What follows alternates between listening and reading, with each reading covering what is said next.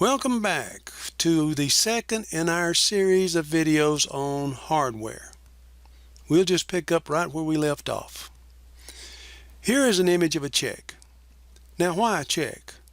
Well, you may find it interesting to learn that a check is the starting point for a whole chain of information-related activities. To begin with, it's not just regular paper and ink. The check comes with special information on it written with special magnetic ink. If you look at the bottom of your check before cashing it, you'll see your account number and bank routing number printed there.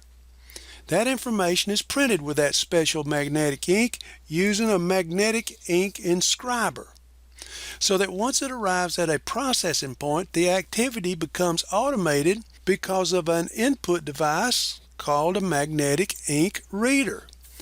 So the magnetic ink inscriber is an output device and the magnetic ink reader is an input device.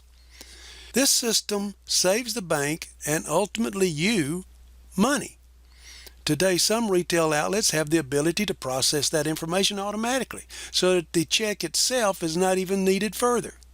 They have a magnetic ink reader, in other words, built into their cash register. And they can just scan that check, and often they will just simply hand it back to you. Once again, we have an example of an input and an output device and its related processing that has greatly streamlined the processing of information in business. This is a very good image showing the mechanical workings of a hard disk drive. Notice that our processing graphic indicates that it is both an input and an output device. When one is starting an application, the program must be loaded into memory from the disk drive, making it an input device. When saving a document that has been edited, that same device is an output device. In fact, in modern operating system, a program is rarely loaded in its entirety at any time. The operating system brings in lines of code as needed, so the input process is really ongoing as you are using your software. The hard disk drive is considered magnetic storage. Magnetic storage is the storage of data on a magnetized medium. Magnetic storage uses different patterns of magnetization to store data and is a form of non-volatile memory. Non-volatile means that the data is not lost when the power goes off. Information is accessed using one or more of the read-write heads that you see in this graphic. Magnetic storage media, primarily hard disks, are widely used to store computer data as well as audio and video signals. Here's another example of storage, a DVD or a CD. Like a hard disk, this is a form of secondary storage, meaning a semi-permanent, non-volatile storage location where one can keep important documents and other files until needed.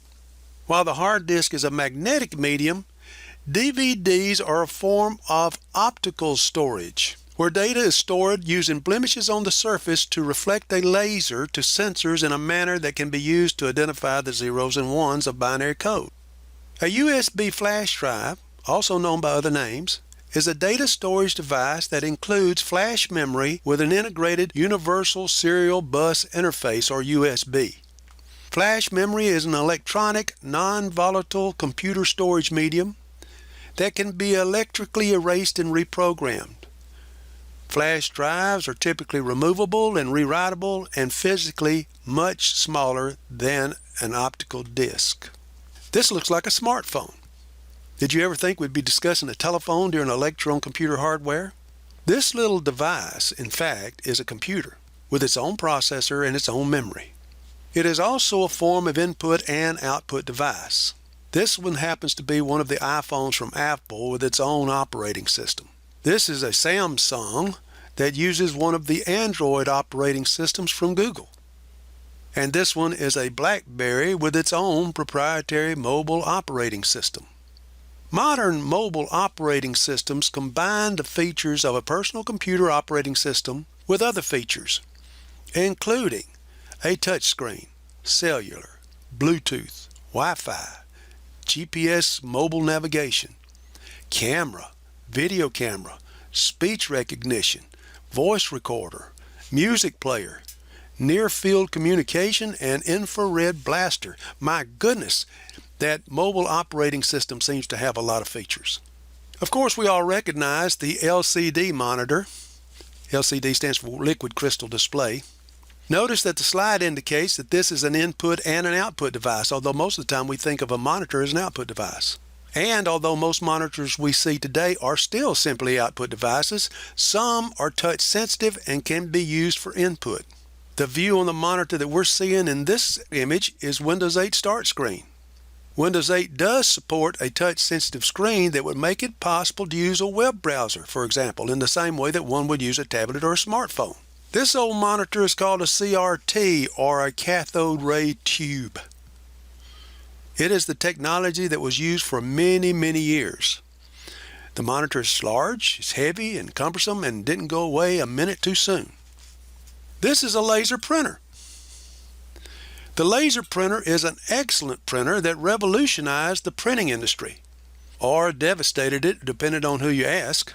Laser printing is an electrostatic digital printing process. It very rapidly produces high-quality text and graphics by repeatedly passing a laser beam back and forth over an electron-charged cylindrical drum to define a differentially charged image.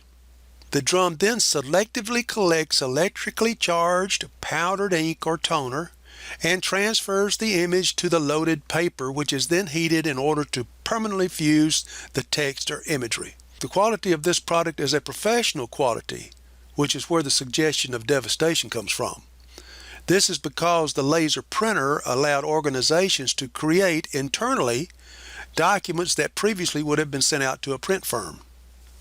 Here we have a popular option for a personal printer, the inkjet printer, which offers the user a very good option for low-cost, high-quality color print.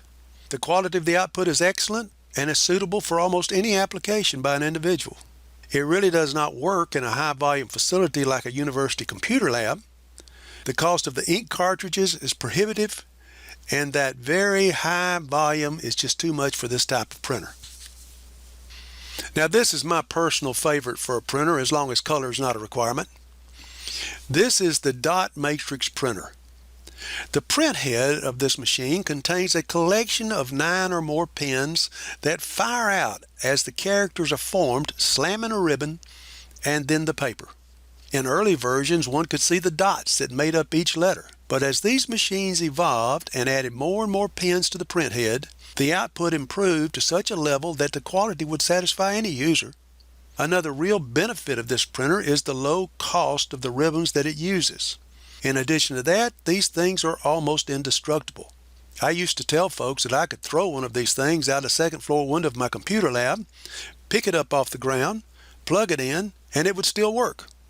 Perhaps that was an exaggeration, but it is true that dot matrix printers provide excellent output at low cost and will last a long, long time. Each of these printers offers advantages and disadvantages, and which is best will depend entirely upon the application. Lasers can do anything well. The color versions are more costly and sometimes difficult to maintain. The inkjets also do anything well. The cost of the ink is a problem, and the durability does not compare to the other two. Dot matrix are great, but do not offer the speed of the laser or the quality of the inkjet. This could be called a special purpose printer. It's the plotter. This device is used by designers, architects, and others in the business of producing high-quality graphic documents. Let's take a break here. Once again, go ahead and review your review questions and the material that we've covered so far, and make sure you've caught all the answers. And take a few moments, and when you're ready, come on back and we'll go to video number 3 in this series.